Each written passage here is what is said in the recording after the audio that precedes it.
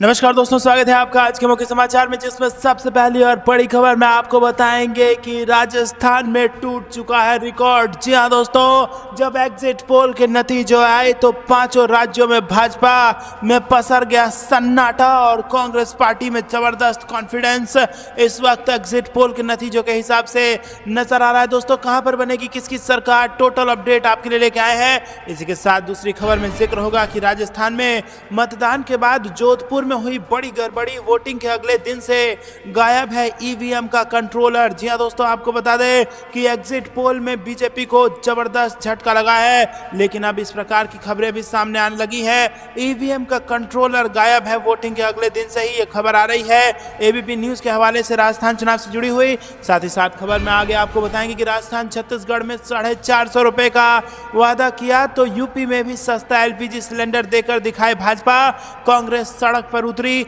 चौथी खबर में जिक्र होगा कि मरीजों का 50 लाख रुपए तक का फ्री में होगा इलाज, लोकसभा चुनाव से पहले राहुल गांधी का जनता से वादा।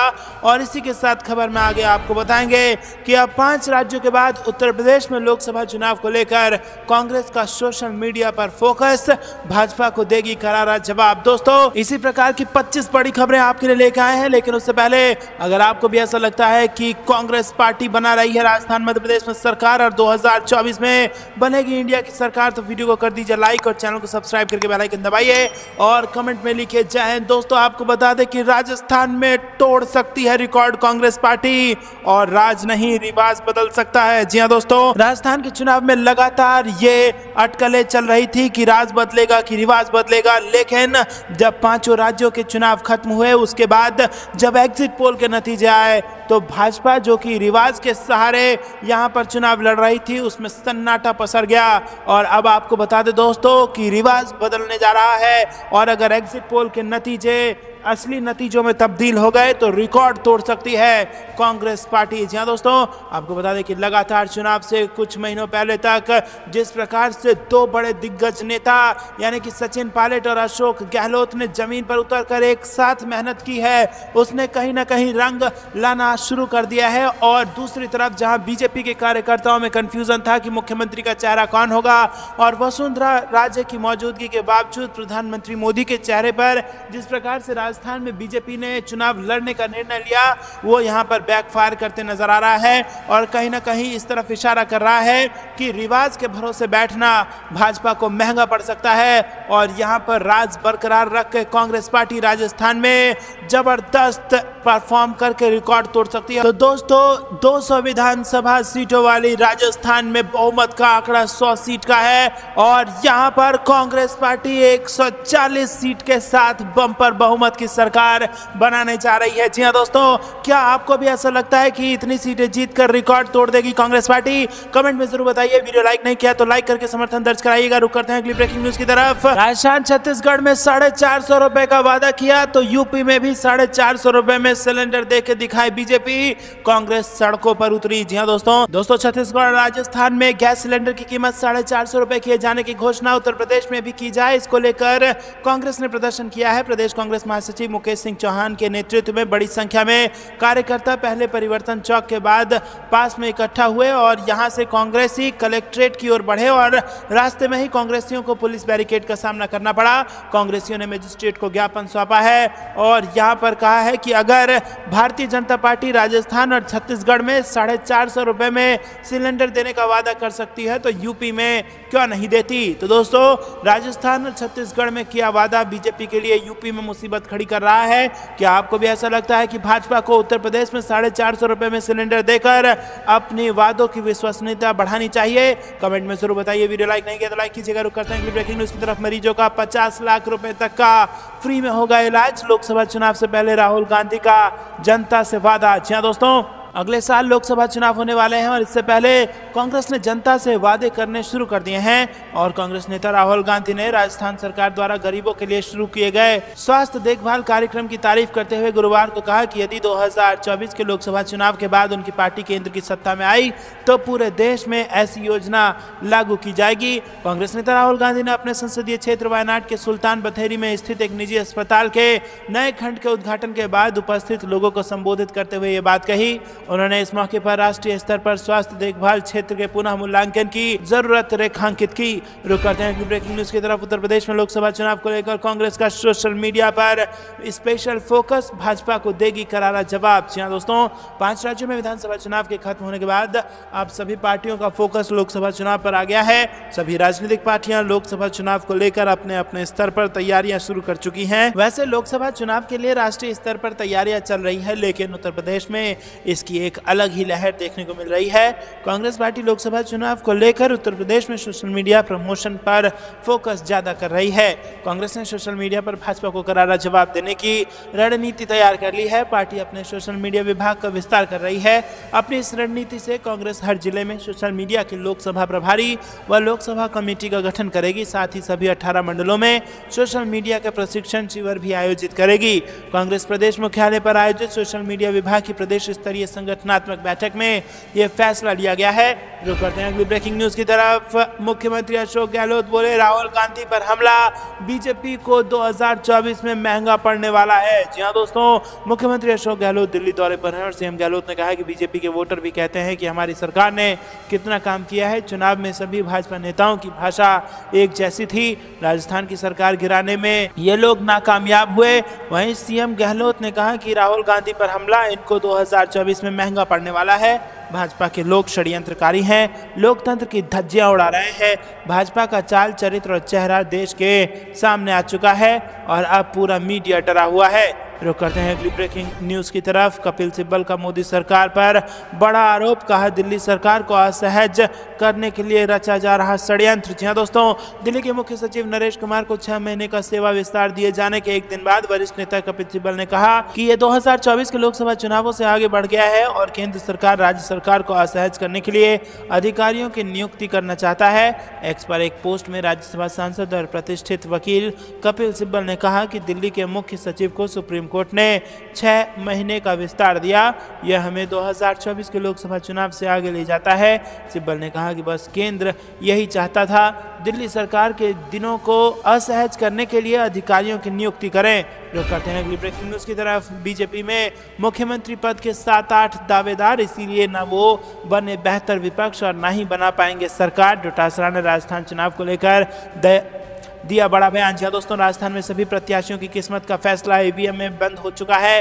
राजनीतिक दलों की बयानबाजी अभी थमी नहीं है। इसी कड़ी में राजस्थान कांग्रेस के प्रमुख गोविंद सिंह डोटासरा ने अपनी सरकार की तारीफों के पुल बांधते हुए भारतीय जनता पार्टी को आड़े हाथों ले लिया है। डोटासरा ने कहा कि उनकी सरकार के कार्यकाल में बेहतरीन काम हुआ, वहीं बीजेपी आपसी गुटबाजी में उलझी रही और इसी के चलते पार्टी के भीतर ही मुख्यमंत्री बनने का सपना 7-8 लोग देखने लगे। कांग्रेस पार्टी के राज्य प्रमुख का कहना है कि इसीलिए बीजेपी राज्य में एक बेहतर विपक्ष तक नहीं बन सकी। रुक करते हैं ब्रेकिंग न्यूज की तरफ। मध्य प्रदेश के 2 मतदान केंद्रों पर फिर से कराई जाएगी वोटिंग।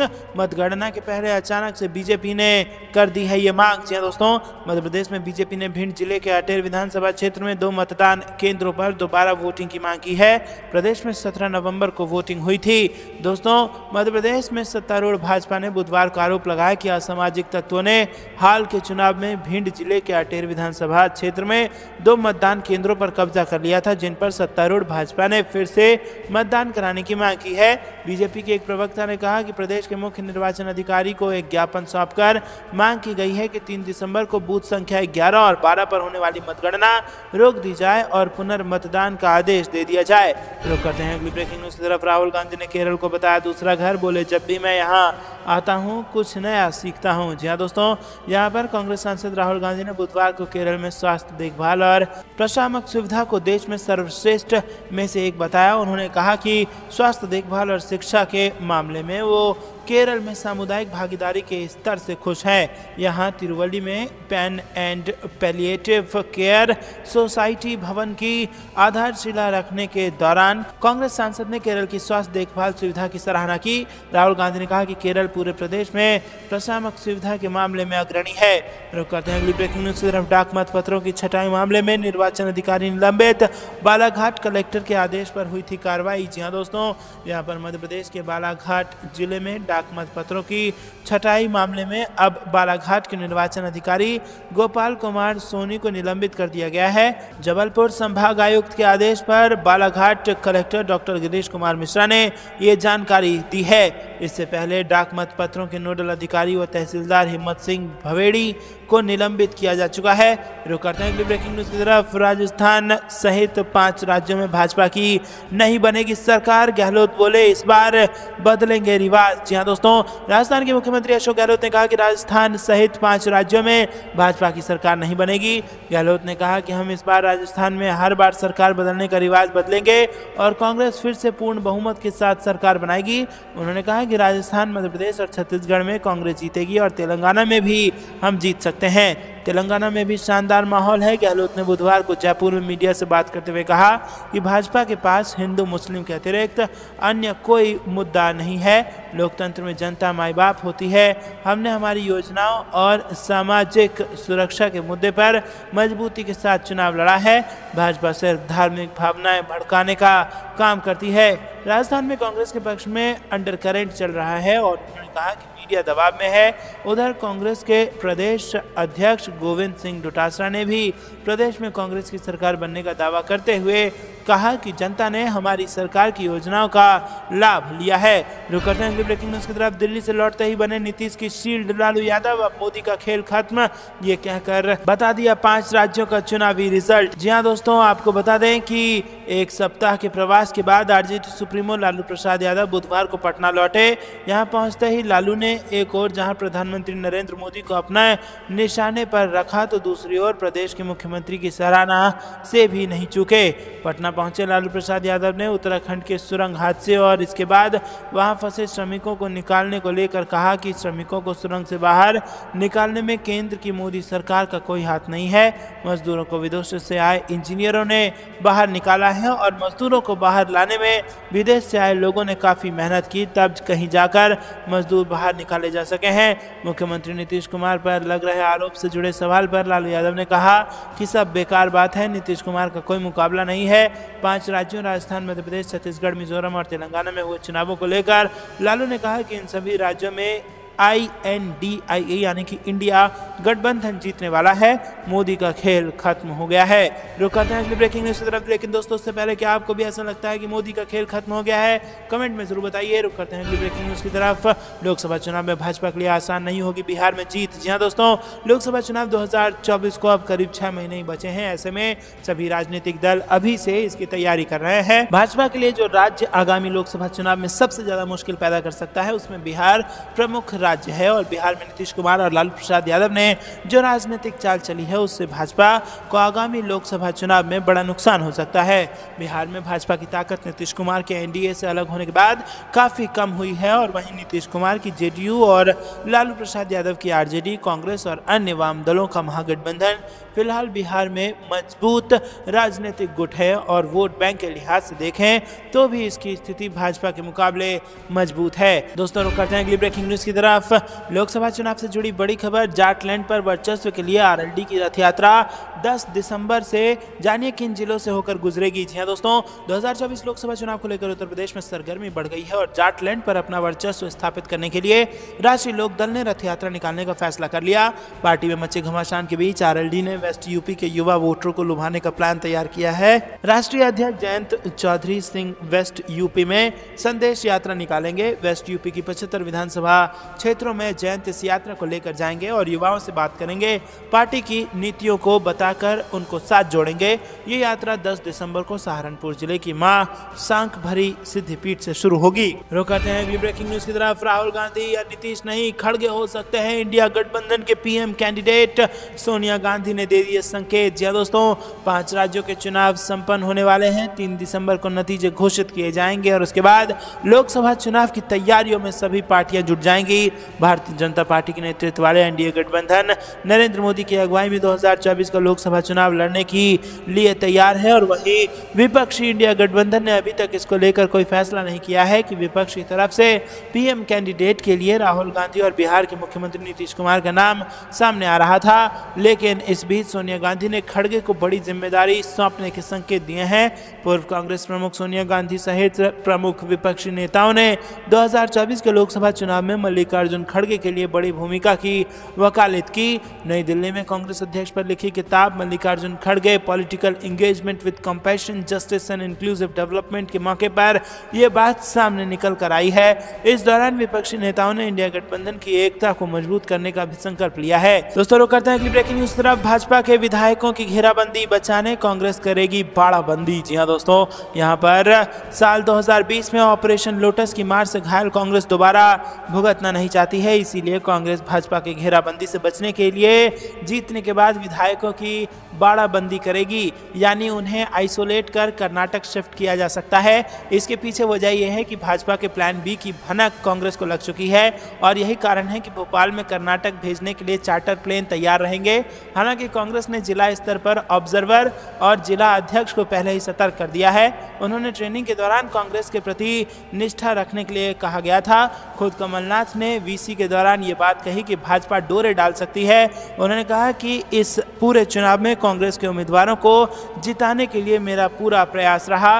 नाथ ने कहा था कि कोई कहेगा सट्टा बाजार ये कह रहा है, मैं किसी पर विश्वास नहीं करता, मैं मध्य प्रदेश के मतदाताओं पर ही विश्वास करता हूं। और दोस्तों, लोग सोचते हैं कि हम हथकंडे अपना लेंगे, हम लोगों को खरीद लेंगे, अब इसकी ज़रूरत नहीं पड़ेगी, आप लोग इस ट्रेनिंग में भाग लें। दोस्तों रुक करते हैं अगली ब्रेकिंग न्यूज़ की तरफ। दिग्विजय सिंह ने वित्त विभाग के 2 आईएएस ऑफिसर पर लगाया 250 करोड़ के घोटाले का आरोप, इकोनॉमिक ऑफेंस विंग से शिकायत। यहाँ दोस्तों आपको बता दें कि मध्य प्रदेश विधानसभा चुनाव की मतगणना के 3 दिन पहले पूर्व मुख्यमंत्री और राज्यसभा सदस्य दिग्विजय सिंह ने प्रदेश सरकार के 2 आईएएस अधिकारियों पर बड़ा आरोप लगाया।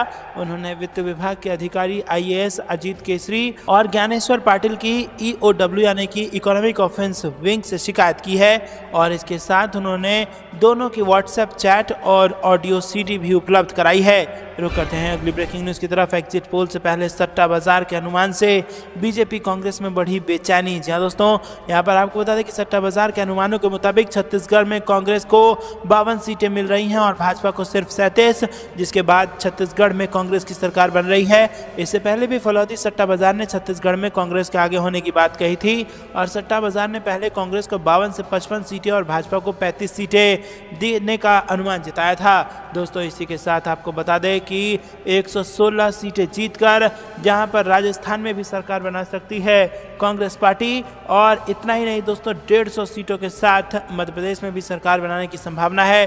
तो दोस्तों 3 बड़े राज्यों में तो सरकार बननी लगभग तय मानी जा रही है कांग्रेस पार्टी की। आपको क्या कुछ लगता है कमेंट में जरूर बताइएगा। रुक करते हैं अगली ब्रेकिंग न्यूज़ की तरफ। चिकित्सा त्रासदी के सबसे ज्यादा शिकार गरीब, ऑक्सीजन प्लांट के लिए नए ब्लॉक का उद्घाटन करने के बाद बोले राहुल गांधी। जी दोस्तों, राहुल गांधी ने कहा कि अस्पतालों में सुविधाओं के अभाव का सबसे ज़्यादा प्रभाव गरीब मरीजों पर पड़ता है, क्योंकि आपके पास पैसा है तो आप हमेशा अच्छे अस्पताल में इलाज करा सकते हैं। अगर आप गरीब हैं और आपको कोई बीमारी है तो समझ लीजिए आपका जीवन खत्म हो गया।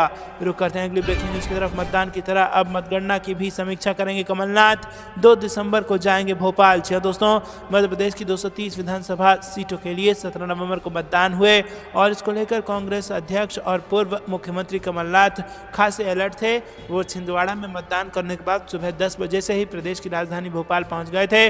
कमलनाथ ने प्रदेश कांग्रेस कार्यालय में बने वॉर रूम से ही प्रदेश भर की मतगणना पर नजर बनाई थी और कमलनाथ के साथ वकीलों की टीम भी मौजूद थी। रुक करते हैं अगली ब्रेकिंग न्यूज़ की तरफ। मायावती का अटल फैसला, बीएसपी अकेले लड़ेगी लोकसभा चुनाव। 6 दिसंबर को नोएडा लखनऊ में शक्ति प्रदर्शन। जी दोस्तों, यूपी की पूर्व सीएम और बसपा प्रमुख मायावती आने वाले लोकसभा चुनाव की तैयारियों में जुट गई है। इस बार मायावती अकेले अपने बलबूते पर लड़ने का अटल फैसला लिया है और इसे लेकर गुरुवार को बसपा की बैठक हुई, जिसमें यूपी और उत्तराखंड में पार्टी के कार्यक्रमों और तैयारियों की गहन समीक्षा की गई है। इसके अलावा 6 दिसंबर को बाबा साहेब के परिनिर्वाण दिवस के मौके पर नोएडा और लखनऊ में बसपा शक्ति प्रदर्शन करेगी। रुक करते हैं अगली ब्रेकिंग न्यूज की तरफ। शराब, सोना, चांदी और ड्रग्स। वोटिंग से पहले एक दिन के अंदर तेलंगाना में 745 करोड़ रुपए की जब्ती। जी हाँ दोस्तों, आपको बता दें कि यहाँ पर जनता को लुभाने के लिए राजनीतिक दल तमाम तरह के वादे करते हैं। वहीं कई दलों पर पैसों और शराब से भी जनता को लुभाने के आरोप लगते रहते हैं। और इसी बीच तेलंगाना में मतदान से ठीक एक दिन पहले अवैध तरीके से ले जाई जा रही शराब, गांजा, सोना, चांदी के जेवर समेत तमाम सामान बरामद किया गया है और इन सब की कीमत 745 करोड़ रुपए से ज्यादा आंकी गई है। रुक करते हैं अगली ब्रेकिंग न्यूज की तरफ। छत्तीसगढ़ में बीजेपी को बड़ा झटका, कांग्रेस के खाते में आई बम्पर सीटें। जी हां दोस्तों, छत्तीसगढ़ में किसकी सरकार बनने जा रही है, इसके लिए एग्जिट पोल के रुझान सामने आ चुके हैं और सभी एजेंसियों के एग्जिट पोल की बात करें तो छत्तीसगढ़ में कांग्रेस को बढ़त मिल रही है। भाजपा को इस बार बड़ा झटका लग रहा है और राज्य में कांग्रेस की सरकार बनने जा रही है।